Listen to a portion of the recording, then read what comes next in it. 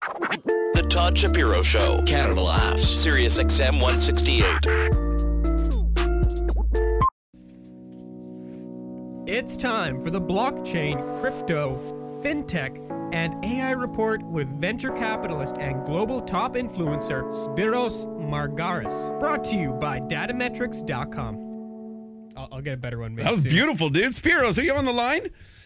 Yes, sounded good. Thank you. The highlight. We should stop the heel. That's it. It's done. The interview's done. Hi, guys. Nice to talk to you. You know, we spoke off air a little bit, and you just seem like an awesome dude, and you got so much going for you. Why don't you, rather than me just read a bio, Spiros, as we introduce you to the program, and we're going to sponsor this, brought to you by Datametrics, and we're going to do it more and more with you because this is the way the world is going, and you're an expert in all of it. So why don't you give yourself an introduction? Yes, of course, Todd.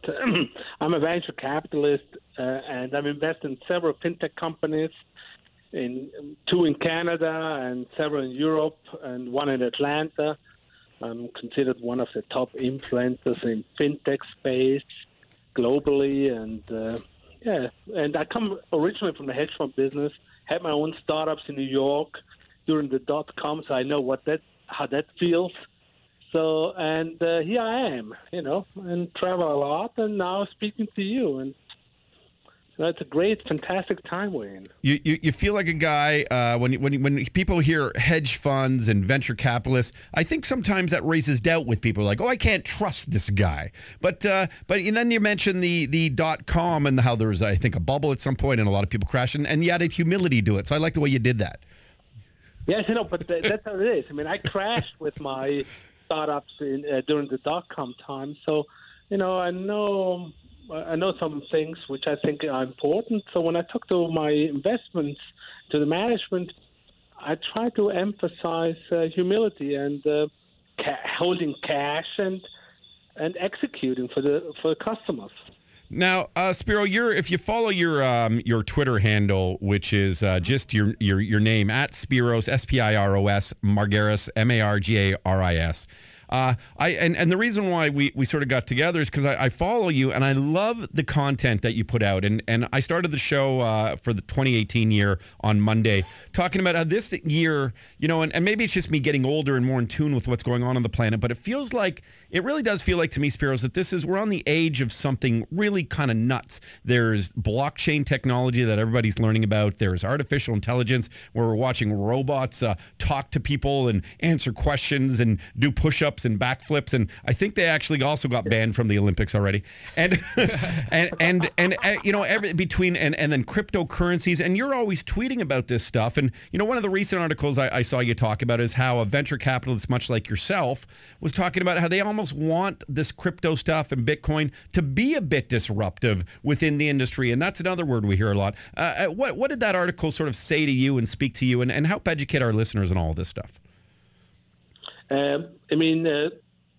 Come again, the last question. The introduction. What was the question at the end? Well, the question really about how there was an article that you had tweeted about Bitcoin sort of being disruptive within typical venture capitalism and how people raise money. And ICOs, the initial coin offerings, which basically gives startups a shortcut, a faster process to raise funds instead of going through IPOs, initial public offerings.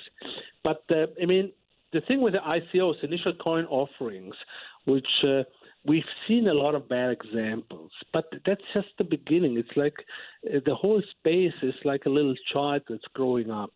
So we're going to see some things which are not so good, and regulators will step in, and the whole process will be more professional with time.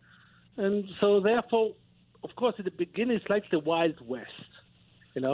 There was no sheriff in town, but eventually things mature, and I think it's the right direction.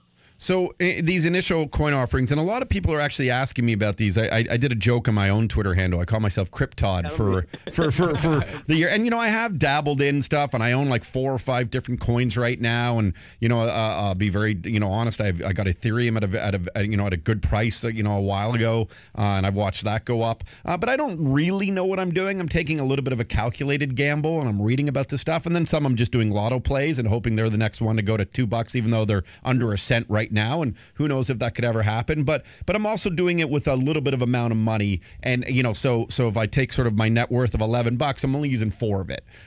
So it's never really going to make or break me. I just might miss out on a Tim Hortons coffee today, and that's a big chain here in Canada, Spiros.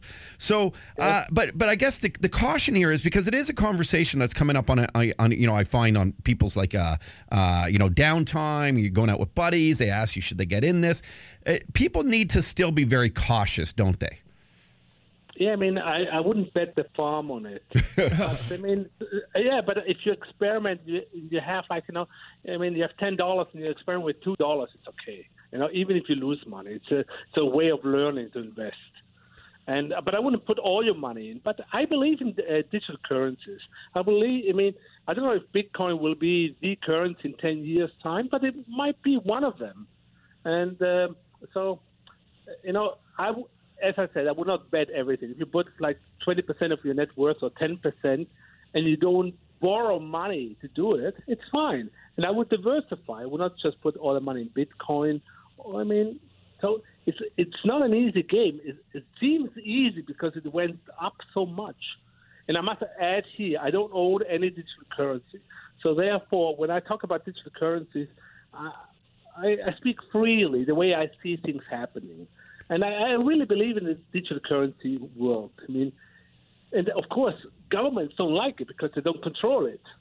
But nevertheless, I think it's here to stay. And as I said, don't borrow money to do it, and don't put all your eggs into digital currencies. But it's a good way to make some money. Spiros, where are you from?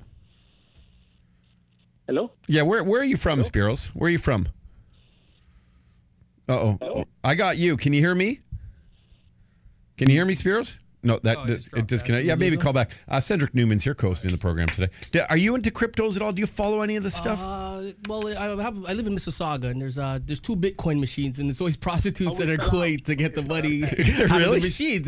That's what the currency they use on the back pages. Because I always ask, why are they going to these Bitcoin machines? And it's the prostitutes that are using this. That's why it's a big thing. I didn't even know that. Yeah. Is there some dark business going on, Spiros, within the Bitcoin network? Because I maybe I have heard some of the rumors of drug money and things. Is there a lot of that kind of stuff going on? I don't think so. I think people use fiat money, real money like dollar, etc., for criminal purposes. I don't think people. Maybe some people use it for criminal purposes, but all kind of money is used for criminal purposes, but that's not the main thing. I was asking before the phone cut out. Where are you actually from, Spiros? Excuse me? Where are you from? Where were you born? Oh, I'm born in Switzerland. I was born in Switzerland. Because you sound like a Swiss Christopher Walken.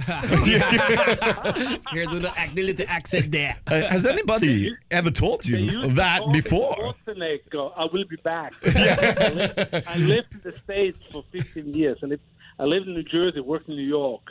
Okay. So that's why. No, you got a little. You should invest, but invest cautiously because Bitcoin might do some damage to you, Spiros. Damage you won't walk away from. It's been going up steady. The Bitcoin, it's crazy. It's crazy what that thing's gone up. Well, it's all of it's very crazy, but it's going mainstream. So therefore, there's a limited amount, as we all know, and it's going mainstream. So that's why the prices are where they are, but. I saw today that Microsoft, which had halted it, had now said we'll accept it as payment again for some Microsoft services and things. Did you see that story, Spiros? No, I missed that, but I think it's a smart thing because millennials, a lot of people feel more and more comfortable with digital currencies. So therefore, if we don't offer an opportunity to buy things with digital currencies, then you seem like old-fashioned. Although I must say, I think very few people will buy anything with Bitcoin. And I think most of them speculate at this point. I mean, the price is up so much, so you're not going to buy a pizza anymore with Bitcoin. No.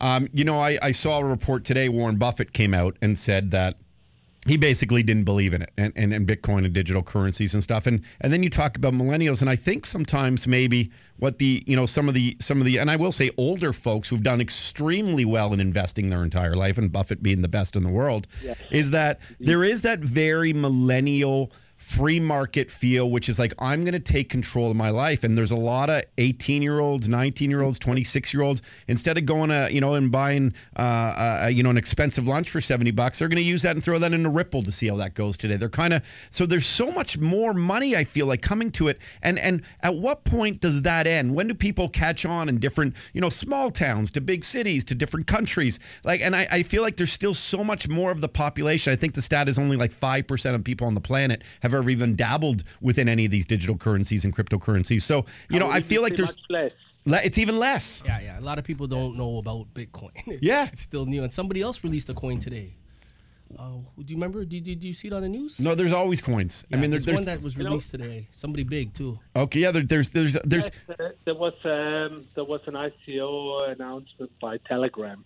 This messenger of they tried to raise like Kodak, right? $2 billion. Kodak was a different story as well. Yeah, Kodak. They released a coin today. I saw that on the news. No, see, so I mean, if now that's great. Well, first off, Spiros, we got to talk off air because I have an unbelievable coin idea. So I'm just gonna put you on my board. Okay, is that cool? No, but I'm actually not even joking. I started to put a deck together for it, and I don't want it to be a scam. I actually feel like I'm being very serious. I feel like I have a brilliant idea, and all the ones I've researched and done, there's something similar, but nothing quite like it. And I do think it's brilliant. This stuff isn't going away, but the advice here, and I'm never going to give investment advice to anyone. That's not my job. My job is to try and make people laugh. But my job is to also to talk about what's current and topical and inform you. If you're not laughing, you're learning, and just go and read about this stuff. Yes. Yes, and dabble in it, And I mean, even Warren Buffett. I mean, of course, there's some truth what he says. It might be a bubble, but a bubble until it bursts can take a long, long time. That's true. And I'll tell you something else. Bubbles burst, but like .com. But you have Google, Amazon. You have a lot of companies coming out of bubbles. So even if the digital currency bubble bursts, there will be some currencies left which will be established players afterwards. I couldn't agree with you more, man. And it's funny. I know a guy who it's going to clean the market, but the strong players will stay. I couldn't agree with you more, and there's always that chance. And I know a story of a guy who's a little bit older than me. He's about 10 years older than me, and he was one of the original investors in Microsoft. He still has shares at 10 cents a share, and he's laughing. Oh, laughing all the way to the bank. Trust me, more than just the bank. It is why, and I know the guy. It's an insane story, and you just never know out there. But again, be very safe about it. Spiros, can we do these? I love it. More than just cryptos. I want to pick your brain on artificial intelligence next. And then maybe the week after that, I want to get into blockchain technology. Help describe that stuff. I couldn't think of a better person to do this, and I love the fact that Datametrics is kind of helping us with this segment. I wrote a white paper for SAP on AI. So, we can talk a lot about AI. We can talk about, we should talk about anything we want because at the end of the day, it keeps it interesting. I like that. I like that theory. Is so true. Spiros, well, listen, I know it's past 10 o'clock in Switzerland right now where you are. So go now and have a nice glass of wine. What's a nice Swiss wine you recommend? No, I know Swiss wine. I drink Spanish wine. Oh, okay. Not Italian, Spiros? My wife is Italian, so... Okay, there we go.